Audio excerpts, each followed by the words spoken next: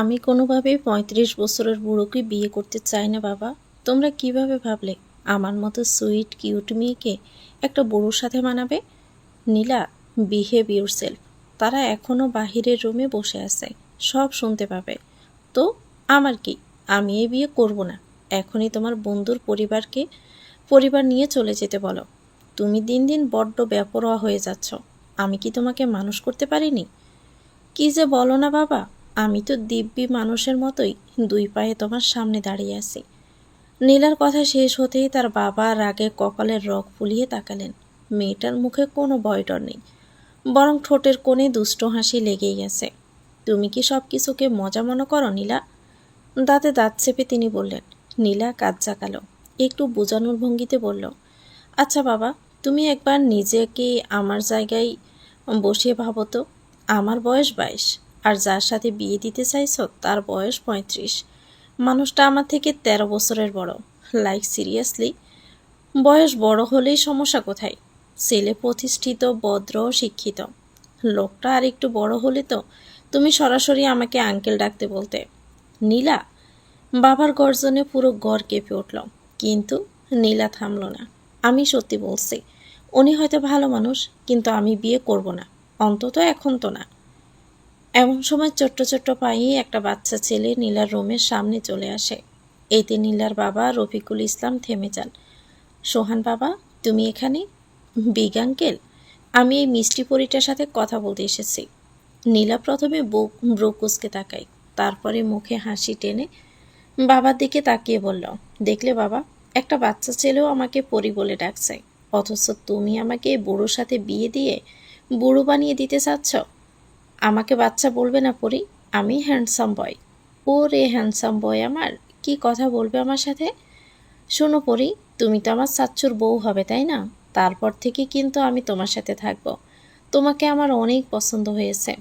কিন্তু আমি তো তোমার চাচ্চুর বউ হব না হ্যান্ডসাম বয়। কিন্তু আম্মু তো বলল তোমার সাথে আমার কিয়ান চাচ্চুর বিয়ে হবে। তোমার আম্মু মজা করেছে তোমার সাথে। আমি তোমার চাচ্চুকে বিয়ে করব না। নীলা, বড্ড বাড়াবাড়ি হয়ে যাচ্ছে কিন্তু এখন। সাজিদুলের সাথে আমার আগেই কথা হয়ে গিয়েছিল। এখন কি জবাব দিব তাদের? সেটা আমি কি জানি? আমি কি সিদ্ধান্ত জানিয়েছিলাম নাকি এই বুড়োকে আমি বিয়ে করব না? কিয়ান মোটেও বুড়ো নয়। তুমি এখনও বাহিরের ঘরে গেলেই না, দেখলেই না ছেলেটাকে। এর আগেই এত কথা বলছো কিভাবে? বয়স শুনেই আমি মনের মাঝে চেহারা সাজিয়ে নিয়েছি, আর আমার সাজানো সেই চরিত্র পুরোই বুড়ো একটা লোক। তো তুমি তোমার সিদ্ধান্ত জানিয়ে দিচ্ছ? এই বিয়ে করবে না তুমি? না, করব না। পরে আবার পস্তাবে না তো? অফকোর্স না, জীবনেও পস্তাবো না। সোহান এতক্ষণ একবার রফিকুল সাহেবের দিকে আর একবার নীলার দিকে তাকিয়ে সব শুনছিল। তার বাচ্চা মন সবটা বুঝলেও এইটুকু বুঝেছে, নীলাপুরী তার কিয়ান চাচ্চুকে বিয়ে করবে না। তখন সে নীলার পরনের কুর্তি ধরে টানতে থাকে। নীলা একটু উবু হয়ে তাকালে সোহান মন খারাপ করে বলল, ও মিষ্টি পরি, তুমি আমার কিয়ান চাচ্চুকে বিয়ে করবে না? নীলা বনিতা না করে বলল, নো হ্যান্ডসাম বয়, তোমার ওই বুড়ো চাচ্চুকে আমি বিয়েই করব না। আমার যে তোমাকে অনেক বেশি ভালো লেগেছে পরি। আমারও তোমাকে অনেক ভালো লেগেছে সোনা। তুমি চাইলে মাঝে মাঝে আমাদের বাড়িতে আসতে পারো, আমরা একসাথে অনেক ভালো সময় কাটাবো। সোহানকে নিয়ে রফিকুল সাহেব রুমের বাহিরে বেরিয়ে যান। তারপর আর নীলার জানা নেই কী ঘটেছে। সে তো রুমের বাহিরে বেরই হয়নি, উল্টো কানে হেডফোন গুঁজে সে গান শুনতে থাকে। বাবা আজ তাকে না জানিয়েই হুট করে অতিথিদের বাড়িতে নিয়ে এসেছে। নীলা প্রথমে কিছু জানত না, পরে বাবা এসে যখন তাকে বাহিরে সবার সামনে যেতে বলে, তখনই নীলা সাফ সাফ না করে দেয়। তারপর কি ঘটেছে তা জানার আর কোনো আগ্রহই নেই তার। তাই তো সে দায়ছাড়াভাবে গান শুনতে থাকে। সকাল সকাল নীলা ঘুম থেকে উঠে দেখে ৯টা বেজে গেছে। আজকে 10টায় ক্লাস তার। সে দ্রুত উঠে হুড়োহুড়ি করে তৈরি হতে থাকে। কাঁধে ব্যাগ নিয়ে দ্রুত পায়ে নিচে নেমে দেখে বাবা বাসায় নেই। তিনি ইতিমধ্যেই নিজের ডিউটিতে চলে গিয়েছেন। তবে টেবিলের উপর তার নাস্তা তৈরি করা আছে। নাস্তা হিসেবে 2 পিস স্যান্ডউইচ আর একটা আস্ত ডিম সিদ্ধ রাখা। ডিমের পিসটা দেখে নীলার মুখ কুঁচকে যায়। তার ডিম মোটেও পছন্দ না, তবুও তার বাবা তাকে জোর করে প্রতিদিনই ডিম খাওয়াবে। সে মাঝে মাঝে অজুহাত দেখিয়ে পরীক্ষায় ডিম খাওয়ার কথা বলে পালাতে চাইতো। তারপরও তার বাবা বলতো, মা, তুই ডিম খেয়ে আরও 2টা ডিম পেলে আমার কোনো সমস্যা নেই। তবুও তোকে ডিম খেতেই হবে। এটা নিয়ে প্রায় প্রতিদিনই তাদের বাবা মেয়ের কাহিনী চলে। আজ বাবা বাসায় নেই বিদায় এই ঝগড়ার মুলতবি ঘোষণা হলো। সুযোগ পেয়ে নীলা শুধু স্যান্ডউইচ মুখে নিয়েই দ্রুত ভার্সিটির উদ্দেশ্যে বেরিয়ে পড়ে। ভার্সিটি পৌঁছাতেই দেখে একপাশে বিশাল একটা জটলা। কৌতূহল নিয়ে কাছে এগোতেই দেখে দুই পক্ষের মাঝে বিশাল মারামারি চলছে। সম্ভবত কোনো মেয়ে নিয়ে কেলেঙ্কারি। নীলা মুখ বাঁকিয়ে নেয়। আশেপাশে সেই সুন্দরী মেয়েটাকে খুঁজতে থাকে যাকে নিয়ে এত কাহিনী। সে এগিয়ে একটা মেয়েকে কাঁধে টোকা দিয়ে বলল, এই জাপা, কাহিনী কি? কাকে নিয়ে এসব ঘটতেছে? মেয়েটা একটু দূরে দাঁড়ানো একটা মেয়েকে দেখিয়ে দেয়। তাকে ঘিরে আরও কয়েকজন মেয়েরা জটলা পাকিয়ে আছে। মেয়েটার পরনের বেশভূষা দেখে বেশ বড়লোকের মেয়েই মনে হচ্ছে, তবে চেহারা দেখে তার বয়ের কারণ আন্দাজ করা যাচ্ছে। দুটো ছেলেই তার বয়ফ্রেন্ড। একজনের আড়ালে অপরজনের সাথে রিলেশনে ছিল। দুইজন সেটা জানতে পেরে দুই এক কথায় মারামারিতে লেগে গিয়েছে। নীলা সেই মারামারি বেশ ভালোই উপভোগ করছে। তবে এটা কোনো সিনেমার মতো ফাইটিং না। ছেলে দুটোই মারামারিতে বড্ড অপটু, ফলে একে অপরকে শুধু ধাকিয়েই যাচ্ছে। তাদের মারামারি দেখে মনে হচ্ছে চুলগুলো বড় থাকলে নির্ঘাত চুলোচুলি শুরু করে দিত। নীলার বড্ড হাসি পাচ্ছিল। হঠাৎই একজোড়া হাত তার কোমর পেঁচিয়ে ধরে। নীলা আটকে উঠে পিছনে তাকিয়ে নাবিহাকে দেখে মেরে বসে। সর বেয়াদব লুচি মেয়ে, সামনে দেখ, ফাইটিং সিন চলতেছে। দুই অবিবাহিত ছেলের সতীনের চুলোচুলি। নাবিহা এসব দেখে খিলখিলিয়ে হেসে ওঠে। এটা কিসের ফাইটিং সিন ভাই? লাঠি ছোটা তো কিছুই নেই, মজা লাগতেছে না। তারপরে সে গলায় উঁচিয়ে বলে ওঠে, খেলা জমতেছে না ভাই, এই কেউ ওদের লাঠি ছোটার ব্যবস্থা করে দাও না প্লিজ। নীলাও তার কথা শুনে হাসছিল। নাবিহার কথায় আশেপাশের কয়েকজনও হেসে ওঠে। এমন সময় হঠাৎই একটা ঘটনায় চারপাশের পরিস্থিতি অস্বাভাবিকভাবে শান্ত হয়ে যায়। নীলা নাবিহা চলে আসতেই নিয়েছিল, তখনই ছেলে দুটো চিৎকার শুনে তারা পুনরায় ভিড়ের মাঝে দৌড়ে যায়। তাকিয়ে যা দেখে তাতে তাদের চেহারা চোখ খুলে আসার জোগাড়। শ্যামলা গড়নের একজন পুরুষ হাতে একটা গাছের ঢাল নিয়ে ছেলে দুটোকে ইচ্ছামতো পিটাচ্ছে। পুরুষটির হাতের শার্টটি কোনই পর্যন্ত গোটানো। তার সে পুরুষালী হাতের ক্রমাগত আঘাতে গাছের ডালটা সপাসপ পড়ছে ছেলে দুটোর পিঠে। পুরুষটি একটি ছেলের হাত ধরে রেখে ধুমধাম পেছনে একের পর এক আঘাত করেই যাচ্ছে। ভার্সিটিটাকে সার্কাস বানিয়ে ফেলেছিস তোরা? এসবের জন্য বাবা মা তোদের পেছনে টাকা ঢালে, অসভ্য ছেলে। লোকটি জোরালো অথচ গম্ভীর কণ্ঠে বলে ওঠে। এতে একটি ছেলে কিছু বলতে নিলে লোকটি তার পায়ে আঘাত করে বসে। এভাবে একের পর এক আঘাতে ছেলে দুটো হাত জোড় করে মিনতি করা শুরু করে। এমনি একে অপরকে আঘাত করে আহত ছিল তারা। এখন এই অজানা লোকটার আঘাতে তারা কান্না শুরু করে দেয়। তাদের মিনতিতে আবার লোকটি হাতের ঢাল ফেলে দেয়। চারপাশে নীরবতা নেমে আসে। যারা কিছুক্ষণ আগেও মজা দেখছিল তারাও এখন নীরব হয়ে যায়। এসব দেখে নীলা কিছু বুঝতে না পেরে বলল, নাভি বেব, কে রে এই লোকটা, এত দেমাক দেখাচ্ছে যে? নাভিহা পিষপিষিয়ে বলল, ভার্সিটিতে নতুন ডন এসেছে বস। তুই তো গত কয়দিন ধরে ভার্সিটি আসিসনি, তাই তো জানিস না। গতকালইনি ভার্সিটি থেকে বেরোতে গিয়ে ওই শিহাবদের দলকে একটা জুনিয়রকে র্যাগ দিতে দেখেছিল। এটা দেখেই ইনি গিয়ে সপাটে শিহাবকে থাপ্পড় দেয়। ওনার উপরে শিহাবদের প্রভাবও খাটেনি। কিন্তু লোকটাকে সেটা তো বল, কিসের ডন ফন বলে যাচ্ছে শুধু। নাভিয়া কিছু বলতে নেয়, তখনই পাশ থেকে একটা মেয়ে বলে ওঠে, কিয়ান স্যার, কেমিস্ট্রি ডিপার্টমেন্টের নতুন লেকচারার, গত সপ্তাহেই নতুন জয়েন করেছে। কথাটি শুনে নীলা থমকে যায়। সে আবারও সামনে দাঁড়ানো শ্যামবর্ণের পুরুষটির দিকে তাকায়। উচ্চতায় বেশ লম্বা লোকটি, পাশাপাশি দাঁড়ালে সে নিশ্চয়ই বুক বরাবর হবে। মুখে চাপদাড়ি আর চওড়া কাঁধ বিশিষ্ট পুরুষটি তার আগ্রহের কারণ হয়ে বসে। তার ডিপার্টমেন্টের নতুন লেকচারার, অথচ সে জানেই না সেটা। মাঝে কিছুদিন অনিয়মিত থাকায় সাক্ষাৎ হয়নি। তাছাড়া আবার এসব বোরিং ক্লাস পেলে পালানোর স্বভাব আছে তার। তবে কিয়ান নামটা তার কাছে বেশ চেনা পরিচিত লাগে। খুব সম্ভবত সম্প্রতি কোথাও শুনেছে, কিন্তু এই মুহূর্তে মনে করতে পারছে না। ক্লাসে বসে নীলা নাবিহার সাথে গল্প করছিল। গত কয়েকদিন ভার্সিটিতে আসেনি বলে নাবিহার সাথে সাক্ষাৎ হয়নি, তাই এই কয়েকদিনের সব গল্প আজ করছে।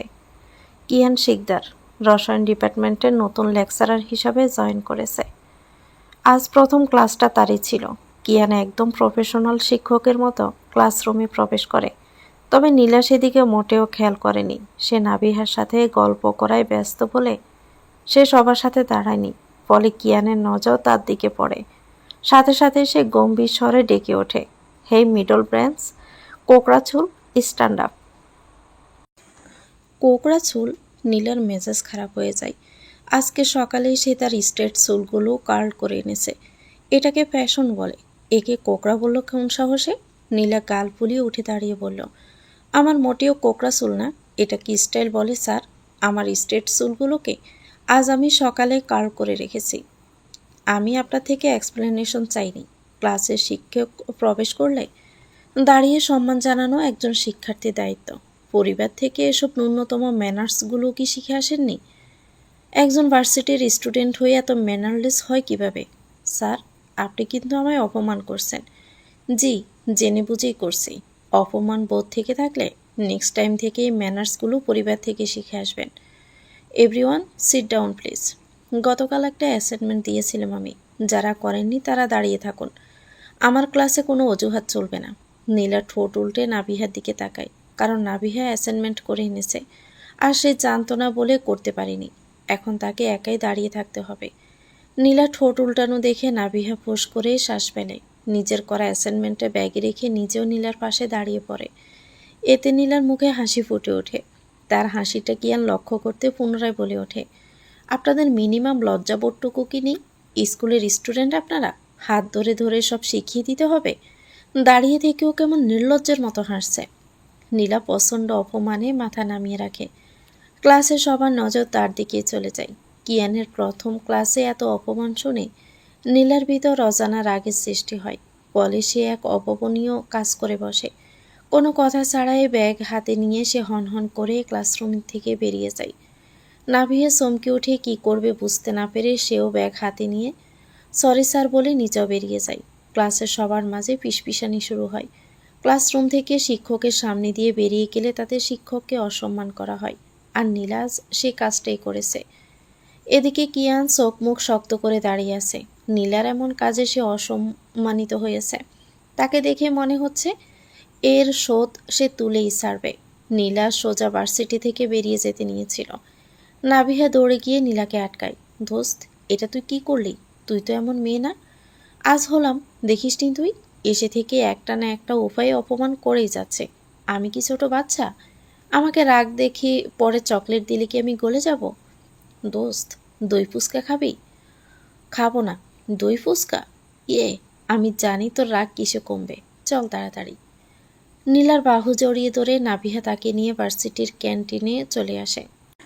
2 প্লেট দই ফুচকা অর্ডার দিয়ে তারা এসে বসে। তখন নীলার আগে পোষপোষ করতে করতে বলল, আমার কোথাও শান্তি নাই রে, কোথাও শান্তি নেই। বাসায় বাবা কিসের যে বিয়ে টিয়ে নিয়ে পড়েছে। জানিস গতকাল কোন বন্ধুর পরিবার নিয়ে হাজির হয়েছে, মেজাজটাই খারাপ করে ফেলেছিল। ছেলে সুন্দর হলে বিয়ে করতে সমস্যা কোথায়? তোর তো আবার টাকা সম্পত্তির নেশা নেই। বাপ মেয়ে ছোট্ট পরিবার তোদের। ছেলে দেখতে সুন্দর, ব্যক্তিত্ব সম্পন্ন হলে না করিস কেন? কিসে সুন্দর? 35 বছরের বুড়ো একটা, চিন্তা করতে পারছিস? আমার থেকে গুণে গুণে 13 বছরের বড়। এত বুড়ো একটা লোককে আমি বিয়ে করব? No way. Like seriously? Uncle তোর জন্য বুড়ো কাউকে সিলেক্ট করেছেন? না, বিশ্বাস হলো না। আঙ্কেল তোর সাথে এত অবিবেচকের মতো কাজ করবেন না। শুধু আল্লাহ জানে আসলে আমার বাবা কি করতে চাচ্ছে। আমি তো তোদের সাথে দেখাই করিনি। আমার ঠেকা পড়ছে আমার এই সুন্দর কিউট চেহারাটা এক বুড়োর থোবড়ার সামনে গিয়ে দেখাতে। তাদের ফুচকা চলে আসলে নাভিয়া একটা ফুচকা মুখে পড়ে বলল, শোন নীলা, অনেক পুরুষই আছে বয়স বেশি হলেও ফিটনেস মেনটেন করে চলে। ফোনে দেখিস না বিদেশি পুরুষগুলোকে, 50 বছরের হয়েও 25 বছরের ছোকরার মতো লাগে। নীলাও ফুচকা খেতে খেতে বলল, এটা আমাদের দেশ ভাই, এখানে 35 বছর বলতেই আমরা ওই পেট মোটো বুড়িওয়ালা টাক্কু লোকদেরকেই বুঝি। আচ্ছা এসব বাদ দে, পরে কি হলো বল? ও হ্যাঁ, একটা কিউট বাবু এসেছিল সাথে। ও সোজা আমার রুমে এসে আমাকে পরি পরি বলে কি যে কথা, পাকনা ছেলে একটা। বলে আমাকে তার পছন্দ হয়েছে, তার কিয়ান চাচ্চুর সাথে বিয়ে হলে পরে নাকি সে আমার সাথেই থাকবে। বুঝলি তো, আজকালকার ছেলে পেলে মায়ের পেট থেকে পাকনা হয়ে বেরিয়ে আসে। নীলা হাসতে হাসতে আরেকটা ফুচকা মুখে পুরে নেয়। তার আয়েশ করে খাওয়া দেখে বোঝা যাচ্ছে সেই ফুচকা নামক খাবারটাকে কতটা মনে প্রাণে ভালোবাসে। নাবিহা হঠাৎ বলে ওঠে, কি যেন নামটা বলি? কিউট বাচ্চাটা কার নাম বলল? কিয়ান চাচ্চু বলেছে। কিয়ান? দোস্ত, আমাদের কেমিস্ট্রির নিউ লেকচারারও তো কিয়ান স্যার। ফুচকা মুখে নীলা ফ্রিজ হয়ে যায়। মনে পড়ে যায় এজন্যই তখন এই নামটা তার খুব চেনা চেনা লাগছিল। কিয়ান কিয়ান কিয়ান। শুনেছি আমাদের কিয়ান স্যার সম্প্রতি বিদেশ থেকে ফিরেছেন। কোন দেশে ছিলেন জানা নেই, তবে দেশে ফিরেই আমাদের ভার্সিটিতে জয়েন করেছেন। স্যারের বয়স কত হতে পারে রে? নীলা তখনও শকড হয়ে বসেছিল।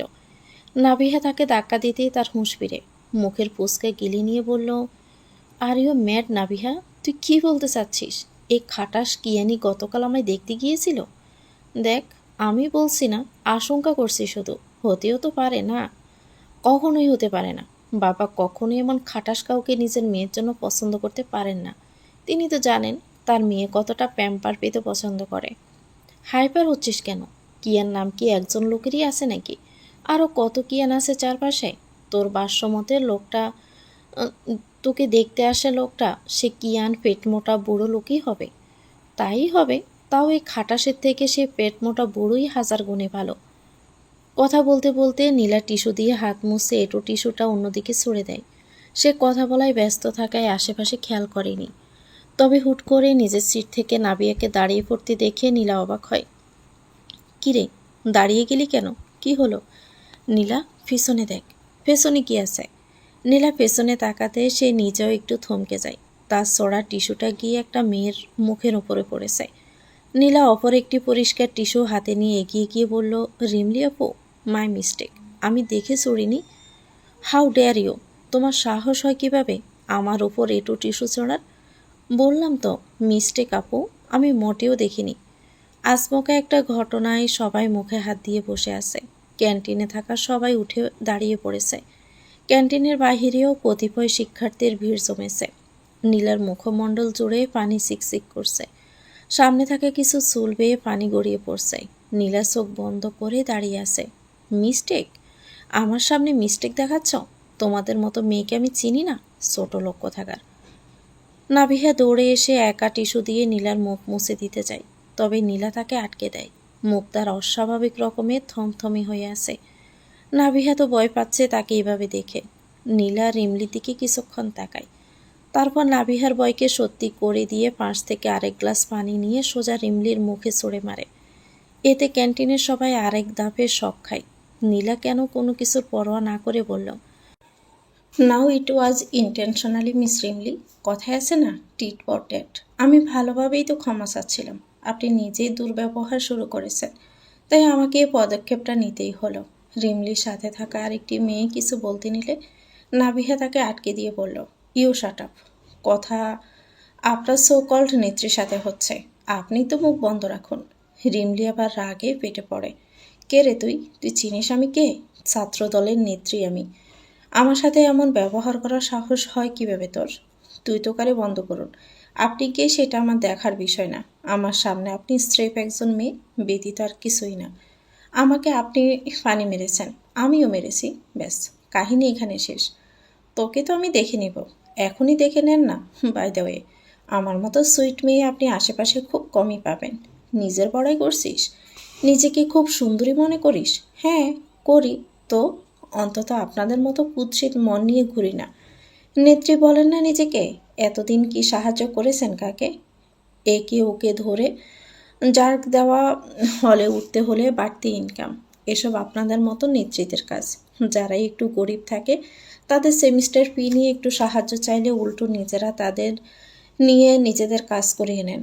সাহায্যের বদলে তো নিজেরাই সাহায্য চেয়ে বসে।